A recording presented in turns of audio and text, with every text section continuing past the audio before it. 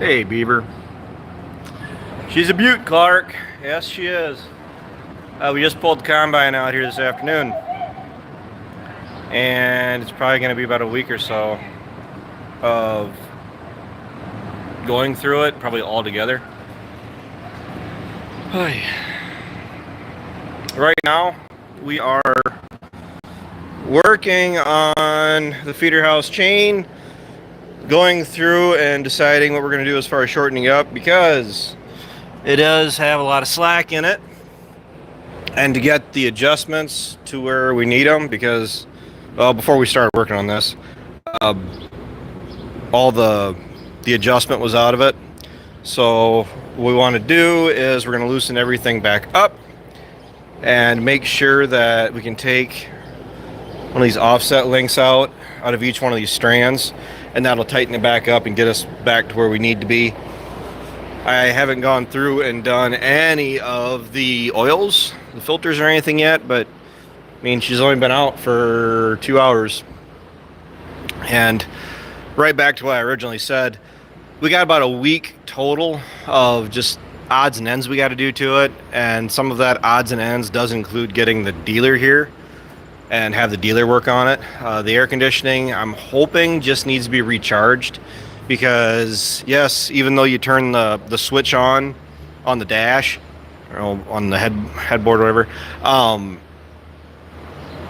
when we first pulled it out, or I'm the one that pulled it out, you could tell that it was trying to cool the air, but by the time I pulled out of the machine shed, come back, it was already blowing hot air. So hopefully it just needs to be recharged. And another issue that we have to address, that I'm not really sure what it's going to take, and let's see here. There we go. Each one of no, can't do it. Each one of these has a motor on it. I can't remember the technical term for it, but it allows it. Each one of these channels in the sieve has an adjustment on it, so it actually follows the contour master, so that way it's trying to keep the sieves level as you're going across the hills, because generally everything we farm is rolling. And another big thing that I like about this machine versus the 9510 is, from what I understand, the plastic dividers, which I'm trying to fit into this little hole here,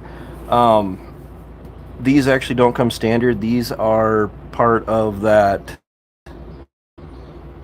sieve. I wish I could remember the name of it. Dealio. I can't remember it. Sorry. My cousin Matt worked on combines for deer. He said those are actually kind of a pain. Use white viters for trying to get in there, because there isn't a whole lot of room to get up there and work. But for us having the hills and everything that we have, being able to go across, knowing that the grain isn't running all to one side or the other of the cleaning area is pretty important to me. I did, for those you've been watching, I did something similar. It was a kit that I put in the 9510 that it helped, but it certainly wasn't a fix for forever. But it was a lot better than what we had, because the problem we had with the 9510 is, when you get on any kind of hills, you could literally see corn overflowing out the back on the left or right side, and it just, watching grain that you've been stressing and watching grow all year dump out the back of the machine that's supposed to be collecting it, is incredibly infuriating. So looks like a new machine inside and out. Yes, we only ran 150 acres of corn through it last fall, more or less, just to put our minds at ease that the thing is going to work. And for how much issues we actually had, downtime we had with the 9510 in the last couple years, just something that puts you down for a couple hours, a day or two, and then We actually lost a fair amount of time last year waiting for parts on the 9510 on days we could have been harvesting, which in turn pushes our harvest that much farther back.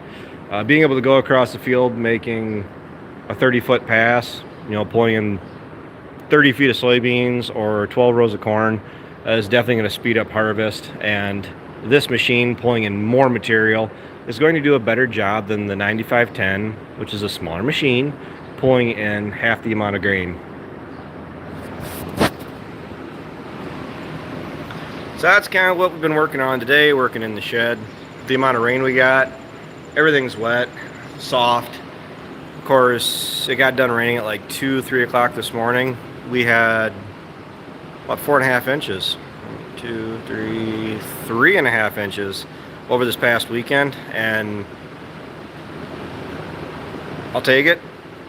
I mean, we didn't have much for severe weather. I mean, the lightning was pretty wicked last night.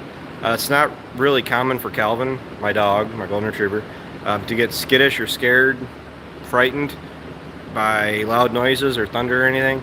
And last night he actually hit the side of my chair with that first crack of thunder. I mean, it was pretty bad last night. So no wind, fingers crossed, and the crops do look really good. Hey Illinois, you'll be able to run faster through the field as well, correct? Not just a wider pass, but also higher speed than 9510. Yes and no. To be completely honest, I was going about 4.5 miles an hour with this last year, and it was keeping the machine pretty well filled up, and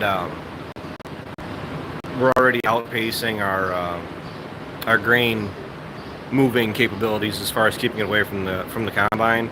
That doesn't say that I only want to go 1-2 miles an hour across the field just to make sure everything is constantly moving, but 4 miles an hour across some of our ground is plenty quick.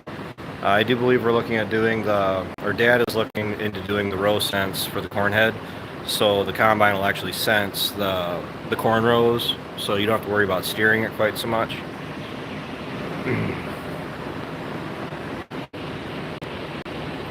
Actually, Angus, as of right now, we aren't really doing much for field work or tractor work, so if any machines are down, this is a great time for them to be down. We're probably not going to be making any hay here for another week or two, which it's just going to be Dad and Ryan's stuff.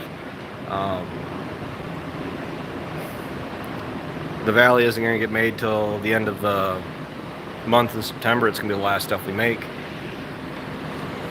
Let's see here.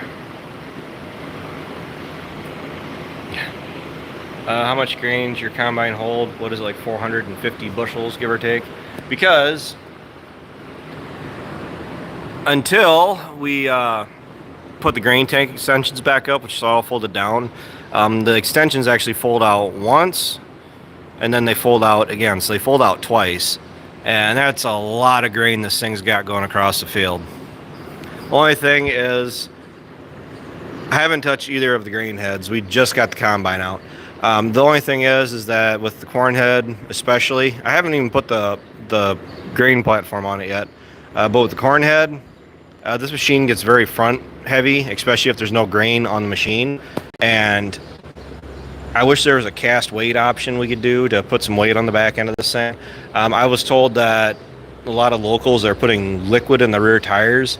I'm not a liquid person. I don't like putting liquid in pretty much any of our tires. I mean, we do in the 46, but just seems to me like putting liquid in the rear end of a combine would be kind of hard on it. Maybe that's just me. So have you worked in... No, the corn head, to be honest, the corn head doesn't need anything. The bean head is the head that's actually going to need to get up here and be gone through. It's going to be... I think we're doing a new cutter bar on it, new wear plates, and a bunch of fingers, or replace all the fingers that are tweaked on it. I'm giving you guys seasick here. But, well, let's go up in the cab. Why not?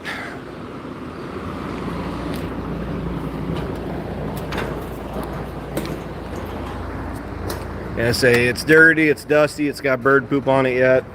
But seems how it's only, the 9th or 8th of August. Ugh.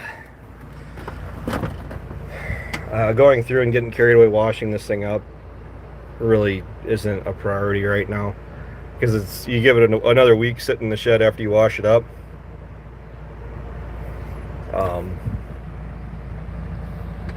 It's just gonna look the same way as it does. Starting to sound like a John Deere farm equipment salesman. What's so wrong with that? To be fair though, I really don't care what anybody buys. So, big improvement over the 9510. This is actually the first thing I did to it. A lot of the parts we had that we had to work on this thing, we had in the cab. I mean, these are the mats that go between the highest grain tank extensions. We got, the one is at least ripped out, which you can see it really wouldn't take much to do that. And this was a simple enough, just quick and do it. Was this display bracket or monitor bracket? We got it from Shoop. I actually did a video on it. Whether or not I'm talking about it now, it's worth posting the video. But suction cup right here to kind of support this other end, and then bolted back here, so the ashtray had to go bye-bye, which is fine because none of us smoke. They'd be run out of here if they did. And then just a simple self-tapping screw here. It's pretty firm. You got a little bit of flex right there, which I'm not too worried about. What I am worried about is where we're sitting right now. So the grain head, usually you're looking out right about there for where the end of the corn head, bean head will end up being. So my biggest concern is having to look around, you know, everything that's potentially going to be here, and everything that's going to really meant to be here are two different cab tractor cab cam monitors, one for the grain tank, one for backing up. I do know that you can put one in, just one camera in, and have it wired in, so whenever you back up, it'll switch the monitor to the rear facing camera. The thing is, between traffic and where we are, especially even just driving around the field, it is nice to know what is behind you going down the road without having to, you know, shove the control handle in reverse. There's a lot of upsides to being able to know at any what time to look at a camera and say, okay, that's what's going on behind me, or material is coming out the back. It's got its perks. Plus having another monitor dedicated to what's going on in the grain tank. We had both. The 9510 was set up that exact same way, and we got kind of accustomed to it. Especially for this machine, when you can't see anything in the grain tank because everything's folded down and the windows are disgusting. The bottom of the grain tank is like somewhere like right in here. So once you get going, you go about 100 feet and your window's already starting to get filled up. But the problem is there's an awful lot of real estate up there that there's actually a sight window that you can look out on the first extension, so at least you can see if any grain's up to that. Then once it gets past that point, I mean, there's another, I don't know, 15-20 inches give or take above that the grain can fill. And the problem is when it gets that full, you just don't know how full it is, because we've had twice last fall where we were actually spilling a little bit of grain out the back end of the grain tank, the bin extension, just because you can't see it. I mean, you look in the window, the rear facing window over there, mirror, I keep saying window, but where it was coming out at, you can't see it in the mirror. Can we flip this bracket around? Not really. I mean, it's bent to fit this window. This bracket was meant for this machine, and what I would have done different is have it secured to this plastic over here.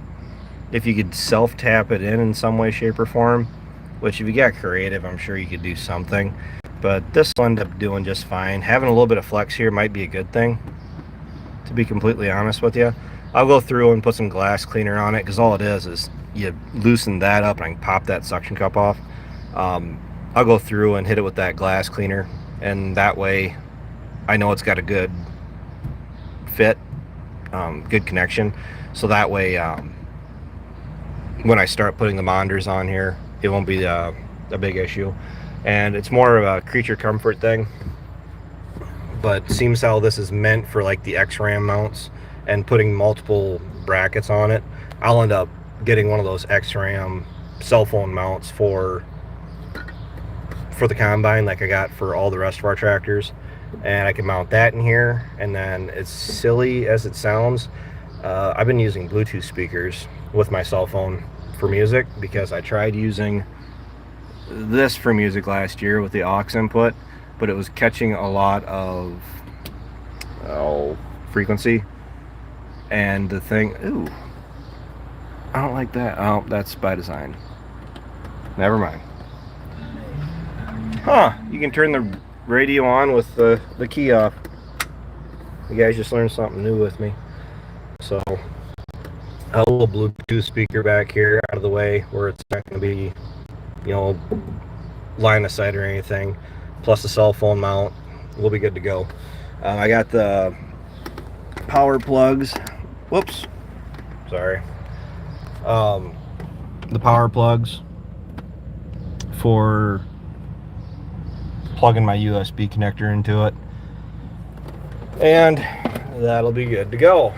So I don't know if you guys really were interested in seeing or hearing too much about the combine, but after you sit and look at the back end of it for the last 9 months, it is kind of nice to pull it out, and it just feels like such a better machine than the 9510 did. To be honest, the 9510 really didn't notice a whole lot. It really didn't, to be completely honest. That machine has gone over a lot of ground. It's harvested a lot of grain, but this machine, going through checking all the wear parts and checking and rechecking everything, we're really hoping that we can drop in on some of our farms and just knock them out. With the grain bins being at the home farm, the real intentions, I've been telling Dad and Ryan that, is with the 76 and the grain wagon, that's our 500 bushel easy trail grain wagon. That's what I need to fill the bins, because by design, the way we put the bins in, we really didn't consider that far out. Is I can't just set a gravity wagon up at the bins and then just fill it with the grain carts. We can't get in to get to the cart, or get to the wagon. So by design, we get all three of us here. Somebody's in the combine, somebody's running the cart, keep the combine moving, and then, especially being right close to home, ideally we can fill that first 20,000 bushel bin up in short order. I mean, I'm all for going through and knocking out the home farm in one run. I mean, harvesting is fun, running equipment is awesome, it's fun making money, absolutely, but I'm very much in the mindset where I'd rather push through, get it done, and have the checks in the bank, to be honest with you. So it's kind of stressful watching the crops this year, because the crops, as late as we really got started planting this year, everything really does look nice. Yeah, that's right, Larry. Cool air for sure. That's absolutely right. We were harvesting in November last year, finishing up, and there's a lot of glass in this cab, and it doesn't take very long for the sun hitting you on a nice blue clear sky day, where it just cooks you in here. So you wouldn't really think so in November in southwest Wisconsin. You want the air conditioning running, but more times than not you typically do, because at the same time,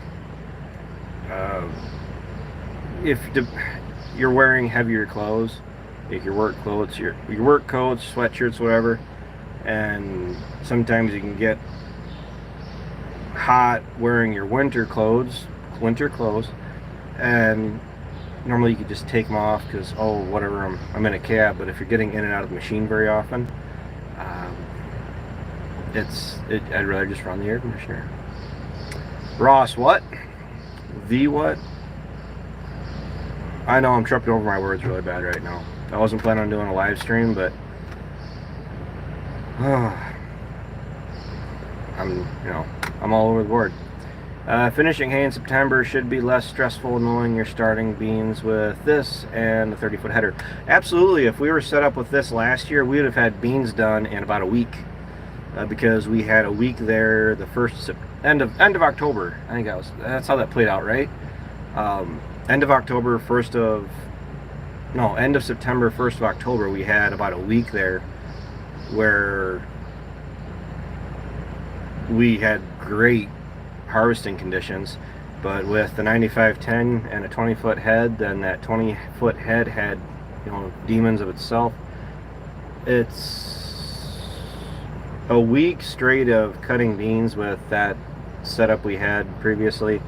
That was a long week, and being able to go in with the combine with plenty of power, pulling in 10 more feet of material, and hopefully being able to go a mile or two faster across the field.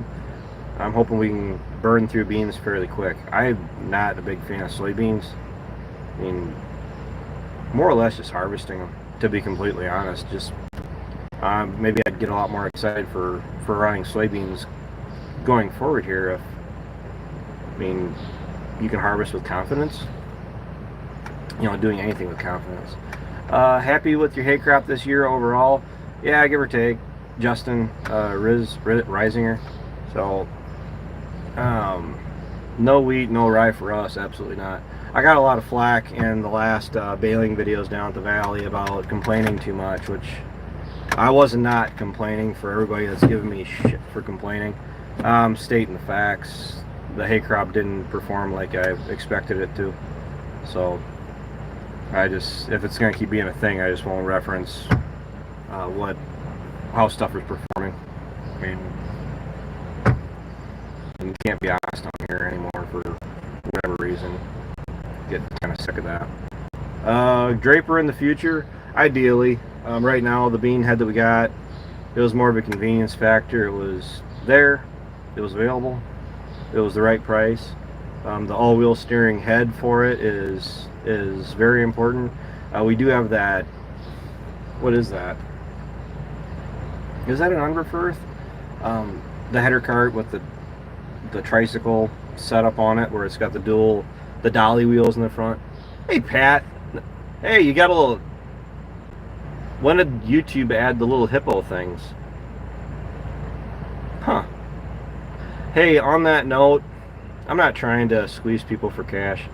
I was offered to do the membership service thing, and I was asked to do it by this platform, and I was wondering if I go through and set it up, if there's any interest from any of my viewers to doing it, because if you guys generally don't want it, or there's nobody interested in doing the membership thing, I won't do it. Why? Otherwise you're getting asked if you want to join the subscription thing. But on that note, because if I don't even know what it really opens up for you, but I knew it was available in the past, but if my viewers, everybody that's watching, is interested in it, I can set up that membership thing, and I'll go crazy with it, and I'll do everything it lets me do. But Pat Kelly, thank you once again. That's really appreciated. So, how are things over there anyway? I know you're watching, but I know you're across the pond. Let's see here. You should set it up. I'd like to support you. Well, thank you, Richard. I'll look into it more tonight. It was brought up a week or two ago, and I guess I just never brought it up in any of my videos. And I really apologize if any of my videos come across as kind of stagnant or boring or long-winded, but it seems like I got a really niche amount of viewership base. The days of me ever getting like tens of thousands of views on my videos isn't going to happen. But if everybody likes watching, enjoys what I do, it's great. I don't normally. We've been really good as far as not getting a whole lot of negative comments and stuff like that. It's just the last, what was it? The last couple videos of finishing up Hay at the Valley. Um, I was getting more flack from it, which I wasn't pouting or anything about not getting yield. What I was actually looking at is the fact that last year I got 277 bales off second cut. This year I got 163, but comparison wise, it was 277 bales last year at 60 inches. And this year I got 163 at 65. So do the math. I can't do it with my phone up here, but it was, for what it looked like, I thought it would have yielded better. But in my defense, third crop actually is looking really nice. I came back really quick. So that's enough talking about hay. Are you going to upgrade the disc spine anytime soon? No. No plans for the disc spine. To be completely honest, as far as hay equipment upgrades, I'm going to be looking at, the only thing I'd consider is the JBM, the 36-foot hay round bale carrier wagon. It was like 7-some thousand here last year. When I asked him about it, I wasn't in a position to buy it. That's about the last real thing I'd consider upgrading for the time being, as far as when it comes to hay or round bales. Corn fodder is too, but I really want to shift my attention to tillage, to row crops, to cattle. In regards to cattle, buying a few heifers, buying a few cows, I'd like to get my cow numbers where I want them. I'm not really crazy about where my cow numbers are at. As far as like with tillage and everything, field cultivator, a different chisel plow, another 712. Honestly, I really like that deer chisel. A lot of more stuff like that. Not getting away from producing hay, but the row crops need more of the attention than the hay making equipment. So that's where I stand there. We could see the 40-20 in the planter match up. We could use the 40-20 as weight on the front end of the 46, and we could have the 40-20 mounted to the front end of the 46 as we're planting corn. So all that planter upgrades that I'm doing to it, the hydraulic downforce, the electronic drives, the belt, which is also the belt that goes from the seed meter down to the ground, so our singulation is going to be much better. What else? Vacuum, because our singulation for planting is supposedly going to get significantly better. Now, it might seem like we're super duper busy and everything, but I haven't backed off on trying to pick up more ground, and being able to do as much as we can within reason, as efficiently as possible, is important to us. Myself, I'd like to see us all together, Dad, Ryan, and I, between 1,500 to 2,000 acres. I don't think I'd want to run any more than 2,000 acres, but we're gradually growing. I'm perfectly content adding a few acres or a new farm every year or two. It allows us to gradually, expand into it. This past year was an expansion year. The baler's nice, don't get me wrong. I love that 560. That thing's actually gotten us out of more issues. Issues isn't the right word to say. That 569 has gotten us out of more tight spots in regards to just relying on the 566, than has made it to YouTube. To be completely honest, it's the 82 and that 569 are an awesome pair together. They honestly are. I mean, I don't exaggerate. I'm not talking anything up. I think I've made it pretty clear on here. I don't talk anything up unless I'm being honest about it. And I really do like that setup. I mean, the 82 seems a little excessive for pulling a round baler, but my gosh, guys, I've actually had that 8235 actually lugged down a little bit while running that 569. Oh gosh, I couldn't do the 76 in the planter. Not with the liquid and everything. the 46, it's about everything the 46 wants right now. And with what we're planning on doing to it, I'm thinking we're going to be pushing the 46 pretty hard going forward. Any farmer that plants a crop with no expectations for their inputs is BS. My issue with that, I was told to quit looking in the past and let go of previous years and not compare to previous years. My lenders, um, they look at my previous years, not last year, but previous years, multiple years of performance and yield to project my expectations and whether or not they're going to work with me going forward. So everybody telling me that I shouldn't be worried about past performance, I don't know if you guys ever have to really deal with lenders that much, because lenders, it really does matter to them, very much so. 7250R, 7270 would be a good bale tractor. 7250 is one of those low-key machines that's on my list of likes someday, but I'm more or less just being more defensive with my marketing and everything, with everything that's going on right now. And I'm not really getting all super duper worried about everything that's going on. It's just like markets and inputs. I'm buying more stuff really isn't on my list of things to worry about. Any chance of switching the acid tank over to the 569? That is a very real possibility. If my problem with doing that is not because I don't want the Harvest Tech, the acid applicator, the hay preservative applicator mounted on the 569. That doesn't bother me. I actually think it would be an awesome fit for the way that pickup and everything is. My problem is that I don't want to take it off the 566, because the 566 is a nicer machine for doing waterways. Well, the reason that really matters is because waterways, putting a little bit of preservative on it makes it a little bit easier preserving the hay quality that you're doing,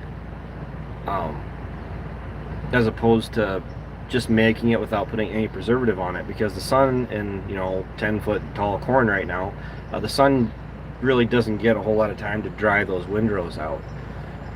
That's why I do the propionic,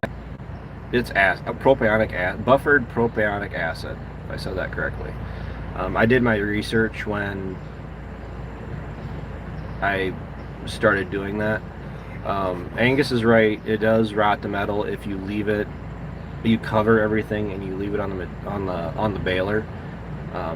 But what I do is, when you're down to the last baler or two, I quit putting it on, and so that way the last material for the day that's going through the baler is cleaning out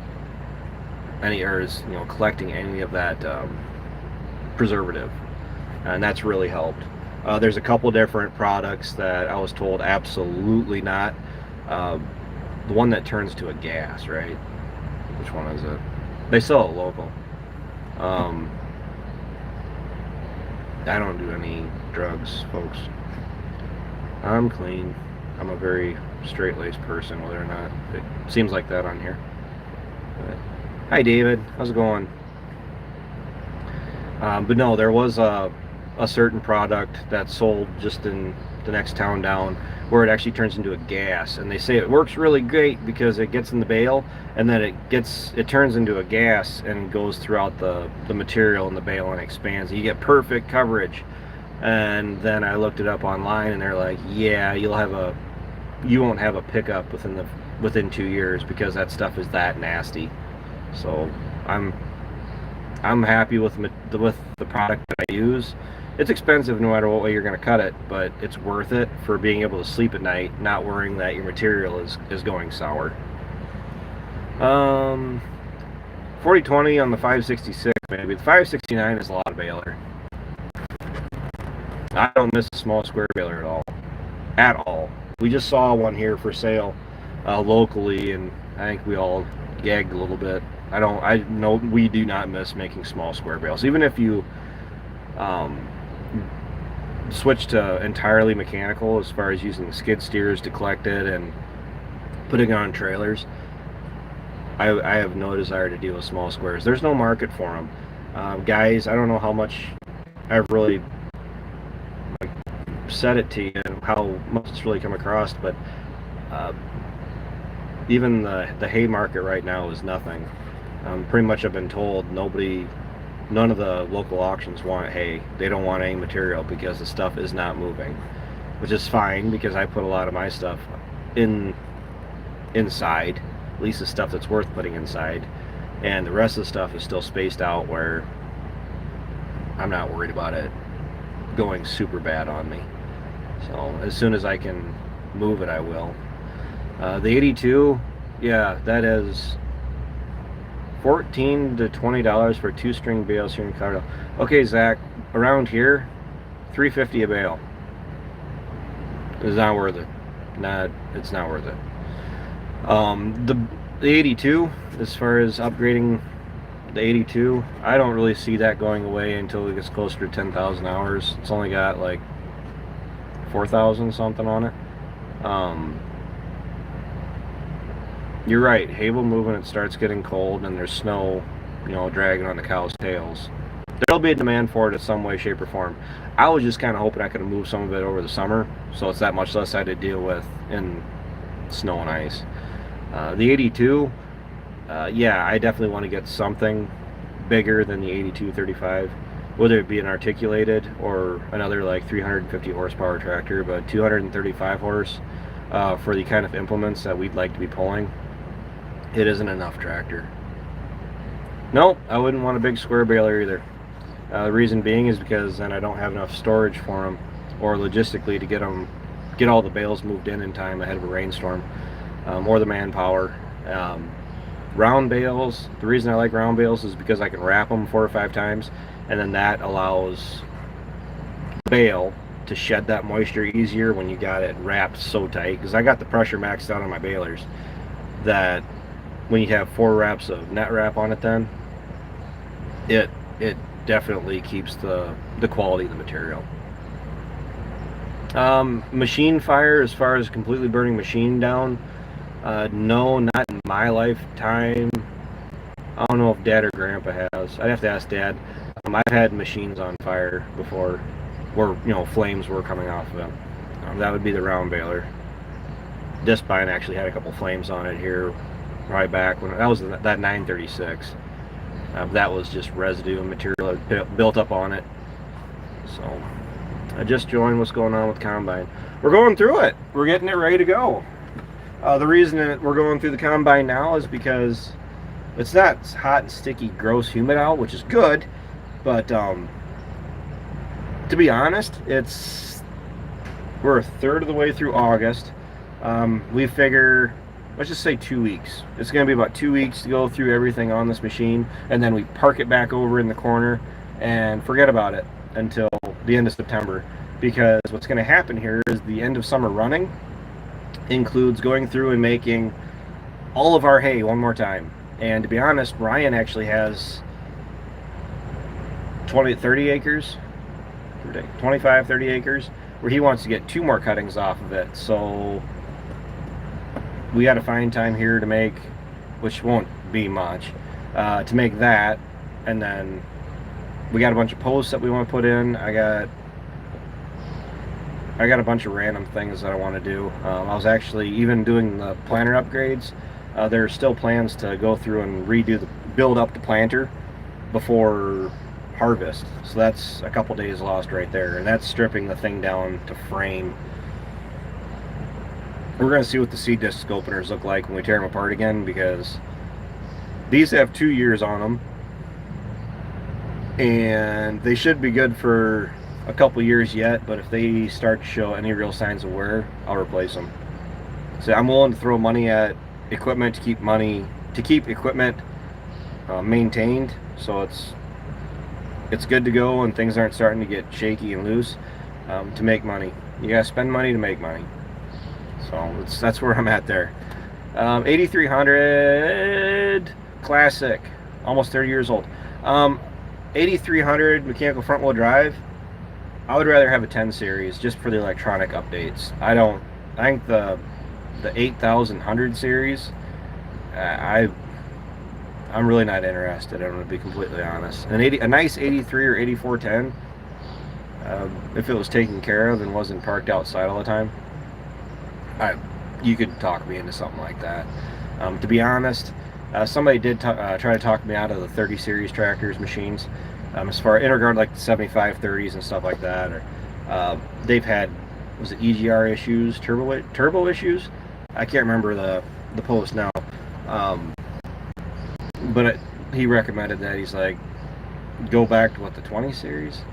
I'm not sure what series he recommended, but myself, I'm not against the R series, because the 82, running it semi more consistently, like throughout the summer where it's not sitting so often, it's not giving us the issues that we were having these previous years where it was sitting all winter, run it for a month, sits all summer, run it for 2 months, and then things start to get rusty and locked up and frozen up. And running it to make hay like we are right now, it's not very hard on it. I mean, you're putting some hours on it, but I really don't think it's not doing that tractor any harm. As far as putting LEDs on it, I plan on having the 8235 around long enough. It's going to justify putting LEDs on it.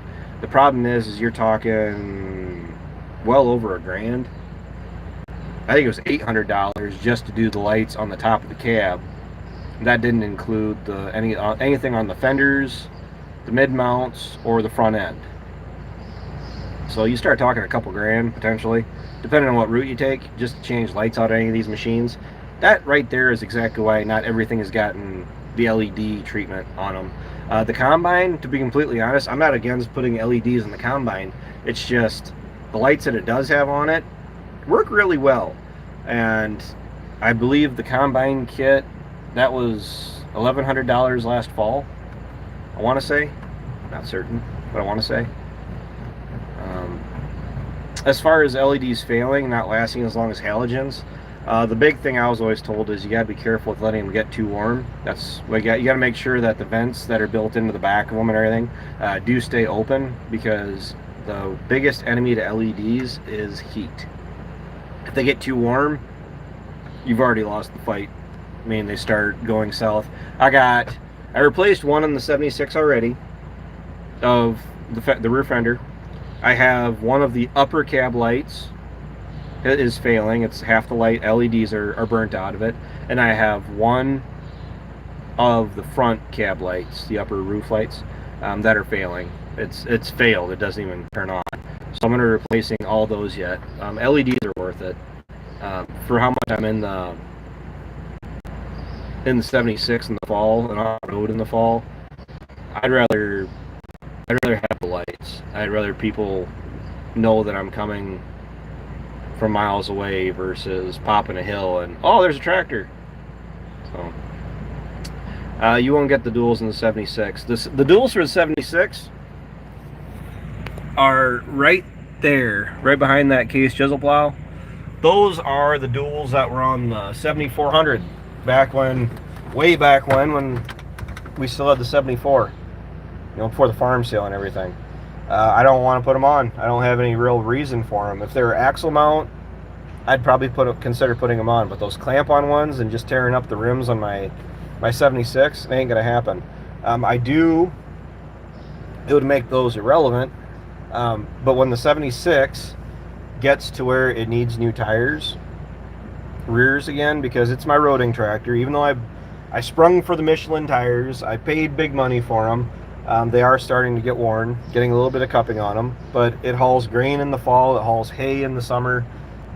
It's kind of a go-getter in the spring. And to be honest, I don't care. I do care, but I don't mind that I'm wearing the tires on it, because that tractor is doing jobs it was meant to do.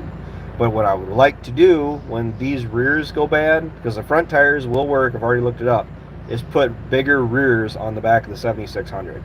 I mean, it'll gain me a couple miles an hour going down the road, I guess. I gotta adjust or Sloan's has to come down and change something to make sure the miles per hour stays accurate. But I got to get a different set of rims for it, a set of step-up rims, and they don't give those away. That one rim, a new dual rim for the 4640 was $1,200 if you went brand new. It was $450 for a new, never used, but sat out in the sun all of its life, dual rim. So it's expensive. So tires are great, and I've gotten into a good bad habit of every spring I've actually been buying tires for different machines. This year I got a brand new set. I still have them too. A brand new set for the Bobcat. It's the construction zone tires, where it's the pads like the 330 Deer has on it. I'm running the ones on the Bobcat until they completely are worn, but I figured they wouldn't have made it this long, honestly. So I'm good there. Last year I did the front tires on the 82. I put 2 inners on it on the front end because the ones that were on it were junk, and it's looking like in another year or two I need to do it again. So we'll see how that works out. Just gradually buying tires versus having to wait and then buy them all at once. It's kind of hard on the pocket. Just a little bit. So, will you be sending the planter out to get done? No. We will be taking it. Last I heard and talked to my agronomist is we're going to be taking it back to that shop that we took it to this spring when we put the Reveal row cleaners on it. We're going to be taking it to the same shop, so that way we got concrete to work on, and then we're going to go through and hopefully do it a day. No, it won't be a day, like 2 or 3 days. But at least that way, when we put it in the shed this fall, it's ready to go. Unless I spring for the liquid, the fertilizer tanks for that 1760 through Deere. It's about a $3,000 upgrade for the liquid tanks. You know, I'd have to plumb them. But my biggest issue we had last year was on our no-till. The planter couldn't get into the ground. I was struggling to get the planter in the ground. So I'm strongly considering buying those tanks and just putting regular old valves on them, or plumbing them into the fertilizer. I don't know. I haven't gotten that far yet. But having those 250-gallon tanks on the mainframe for weight to help the planter get the seed discs into the ground and get the seed where it needs to be. So you guys just sent me a whole bunch of stuff. New spreader coming. Not on the current list of things that are on their way. No. You have your front tires. Also, the ratio will probably be different. For the rears that I'm planning on putting on the 7600, the front tires are good. I can leave the front tires where they're at. Do you think the 4640 will be able to handle the planter after the upgrades? Yes, but I honestly believe the 46 is going to be maxed out as far as its capabilities. Hey, Florida. In that regard, I'm worried that I know that with the vacuum and having the power takeoff, hydraulic pump mounted on it and everything, she's going to be going across the field singing. Pretty much wide open throttle and just let her beller, and really not crazy about that fuel usage for one, but I'm coming from the finger pickup setup on the planter where I could run about 1500 RPMs and just, you know, go about my day. But with everything that's going on the planter, there's going to be a little bit more there to monitor. But my problem with the finger pickup on this planter, the way those are set up is when you're going across the hill, where if the seed in that meter is leaning away from the fingers that are coming through and trying to pick up the seed, your singulation drops off. It's subtle, but those ag leader monitors tell you so much about what your planter is and isn't doing that you see it on the monitor, where it is clear as day, like the American flag, where you got the different colors coming back and forth down the field.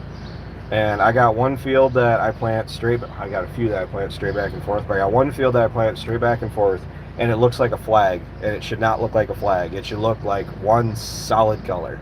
And the vacuum, it isn't going to matter whether that planter is pointed away or towards that finger meter, because it's not a finger, it's a vacuum that's going down into the pool of seed that's going to be able to pick a seed and bring it up, back up, out, and then drop it onto that belt, and that belt is going to take it down to the seed trench and drop it in the ground.